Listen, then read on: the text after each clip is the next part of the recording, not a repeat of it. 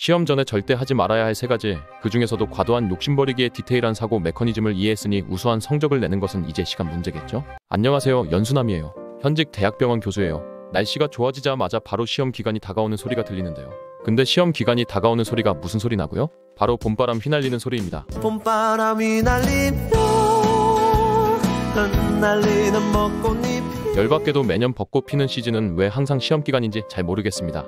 데이트를 참고 열심히 공부한 사람만 성적을 잘 받으라는 신의 계시인가? 어쨌든 우리가 평소에 아무리 열심히 공부했어도 다가오는 시험 기간에 제대로 정신 차리지 않으면 망하는 건 순식간인데요. 오늘은 시험을 잘 보기 위해 시험 기간에 절대 하지 말아야 할 것 3가지에 대해 준비해봤습니다. 어렴풋이는 알고 있던 내용들일지라도 그 근거까지 명확히 알게 되면 몸이 알아서 절대 하지 않을 테니 반드시 끝까지 시청해주세요. 그럼 바로 들어가 볼게요. 첫째, 시험을 바로 앞두고 새로운 문제집을 본다. 어느 정도 충분히 공부를 했다는 생각이 들면 새로운 문제집을 사서 완벽을 기하겠다는 충동이 들기 마련인데요.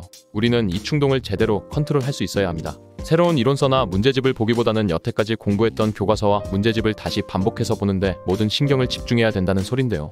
기존의 학습서들을 통해서 지식의 체계가 잘 정리되고 잡혀져 있는 상태에서 괜히 새로운 이론서나 문제집을 보게 되면 이 체계가 흐트러질 위험이 커지기 때문입니다. 가령 시험에서 이 부분이 나오면 이렇게 써야지 하고 생각했던 부분도 새로운 이론서를 시험 직전에 보게 되면 어디서 기존 지식을 꺼내 와야 할지 헷갈릴 수 있는 것이죠. 물론 새로운 문제집을 봄으로써 그동안 모르던 부분을 알게 되고 몇 문제를 더 맞힐 수는 있습니다. 하지만 그 와중에 기존에 쌓아왔던 지식도 동시에 망각하고 있는 거고요. 기존 체계는 이미 정교하게 본인에게 맞게 잘 정리가 되어 있는데 이 최적화된 내용을 볼 기회를 날려버리는 것이죠. 물론 시간이 남아돌 정도로 완벽하게 공부해서 새로운 지식을 하나라도 더 넣을 수 있는 최상위권은 예외입니다. 하지만 우리같이 시간이 촉박한 보통의 수험생들은 피해야 되는 방법론인 거죠. 둘째, 휴식 없이 공부에 올인한다. 시험 기간의 묘미는 바로 벼락치기인데요. 벼락치기 하는 거 물론 중요합니다. 하지만 휴식 없이 벼락치기를 하는 것은 필망인데요. 폭주기관차처럼 계속 공부에만 올인하면 우리의 집중력은 금세 바닥나 버리고 맙니다. 그렇다고 중간에 쉬엄쉬엄 TV도 보고 게임도 하며 잠도 푹푹 자면서 공부를 하라는 의미는 더욱더 아닌데요. 시험 기간에서의 휴식의 의미를 제대로 인지할 필요가 있습니다. 일반적으로 말하는 휴식의 의미는 몸을 편안하게 쉬는 걸로 알고 있죠. 하지만 시험이 얼마 남지 않은 시점에서의 휴식은 바로 뇌의 휴식을 뜻하는데요. 공부를 하면서 적절한 시간에 뇌에 휴식 시간을 넣어줄 수만 있다면 전반적으로 높은 집중력을 유지할 수가 있습니다. 반면에 뇌에 휴식 없이 뇌를 혹사시킬 정도로 과도하게 연속적으로 공부를 한다면 어느 순간 비효율적인 공부를 계속하게 되는 것이죠. 다시 돌아와서 뇌의 휴식이 진정 무엇인지 알아볼까요? 그 전에 구독과 좋아요 한 번씩 눌러주시기 바랍니다. 구독과 좋아요를 눌러주는 타이밍이 바로 뇌를 휴식시켜주는 타임입니다. 눈으로만 컨텐츠를 보는 것보다 이렇게 손을 써서 클릭을 해주는 게 뇌를 더 활성화시켜준다고 제가 늘 말씀드렸죠? 그만큼 여러분의 공부 효율과 성적도 떡상하는 거죠. 뇌의 휴식이란 건 사실 특별할 게 없는데요. 제가 우주공부법에서 말씀드린 방법론을 그대로 활용하시면 됩니다. 집중의 시간에는 마음껏 집중을 해서 공부를 하고 보상의 시간에는 마음껏 하고 싶은 일을 하며 쉬는 것이죠. 집중의 최소 시간과 보상의 최대 시간을 설정해 놓은 상태에서 해주는 거예요. 다만 시험 직전이라 조급한 마음에 이런 보상의 시간을 무시하지 말기를 한 번 더 당부드리는 거죠.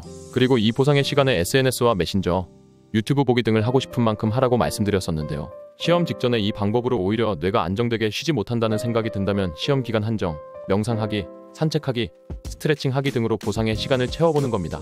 저는 개인적으로 모든 수험 기간의 보상의 시간에 심심한 휴식만으로 채우기에는 지루하다고 생각했고요. 평상시에는 보상의 시간에 유튜브 보기, 카카오톡도 좀 하다가 시험 직전에만 릴렉스한 휴식으로 채워주는 게 효과적임을 알게 되었습니다. 본인의 의지력에 따라 이건 적절히 조절하시면 될 것 같아요. 셋째, 시험 성적에 대한 과도한 욕심을 부린다. 시험 성적을 결정하는 건 여러분의 욕심이 아니라 그동안 성실하게 쌓아왔던 실력인데요. 오히려 과도한 욕심이 과도한 긴장으로 이어져 어이없는 실수로 이어지게 됩니다. 그리고 아이러니하게도 시험에 합격 당락은 시험 당일에 누가 더 어려운 문제를 많이 맞히냐로 결정되는 게 아니라 누가 실수를 덜하냐로 결정되는 경우가 더 많다는 점이죠. 따라서 시험에 임할 때 모르는 문제를 맞히겠다는 마인드보다는 아는 문제를 실수하지 않겠다는 마음가짐을 갖는 게 중요합니다. 과도한 욕심을 버리는 방법을 더 디테일하게 살펴보면요. 사실 이번 영상의 핵심 내용이기 때문에 지금부터 더 집중해 주시길 바랍니다. 우리가 어떤 목표를 세울 때 이 지점은 보통은 비현실적이지 않은데요. 보통 할 수 있을 것 같고 가능성이 있는 본인의 역량의 범위 안에서 세우게 됩니다. 그리고 실제로 나타내는 성과도 대부분 이 범위 안에서 이루어지죠. 여기서 실제 목표보다 결과가 좋으면 운이 좋았다, 열심히 한 만큼 성과를 냈다, 목표를 이뤘다고 생각하는 거고요. 하지만 여기서 목표 아래의 성과를 냈을 때가 문제죠. 우리는 여기부터 마인드셋을 더 정교하게 가다듬을 필요가 있습니다.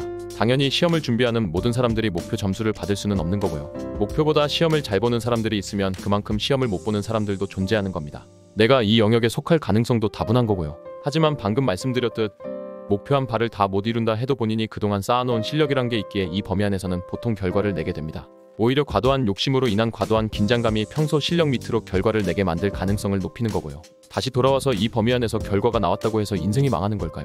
결코 그렇지 않습니다. 아쉬우면 한 번 더 도전할 수 있는 거고요. 재도전을 하지 않는다 해도 본인 실력만큼의 어느 정도 괜찮은 결과가 나옵니다. 그리고 이 갯만큼의 아쉬움이 온몸에 남아 인생의 다음 단계에 도전해야 되는 상황에서 같은 선상에 있는 사람보다 훨씬 더 많은 에너지를 낼 수 있게 됩니다. 나의 최종 성적이 목표 그 자체였던 사람들도 있었다는 걸 인지하면 이게 무슨 뜻인지 바로 와닿을 겁니다. 자신이 낸 결과가 목표 그 자체였고 모든 것을 쏟아부어서 결국 그것을 이룬 사람은 그 만족감에 취해 나태한 시기를 일정 기간 이상 보낸다는 것을 저는 실제로도 수없이 봐왔어요. 하지만 아쉬운 결과를 받은 사람은 그 순간부터 다시 달리기 시작합니다. 이 에너지가 바로 인생을 더 잘 풀리게 만드는 원동력이 되어주는 거예요. 정리하면 아무리 걱정이 많고 욕심이 많다 한들 본인의 역량 안에서 시험 결과가 나올 것이다. 하지만 설령 목표한 바를 이루지 못한다 해도 그 갯만큼의 아쉬움이 앞으로 남은 인생에서 당신을 더 발전시키게 만들어줄 것이다. 이외에도 실질적인 공부 팁과 성공 인사이트를 더 심화적으로 만나보고 싶다면 구독력 가입 버튼 눌러주시고요. 암기로 더 이상 고통받고 싶지 않다면 고정 댓글란 연수남 암기법 책을 참고해주세요. 시험 전에 절대 하지 말아야 할 3가지, 그 중에서도 과도한 욕심버리기에 디테일한 사고 메커니즘을 이해했으니 우수한 성적을 내는 것은 이제 시간 문제겠죠? 오늘 영상은 여기까지고요. 도움이 되셨다면 구독과 좋아요, 알림 전체 설정 맞춰주세요. 감사합니다. 당당당.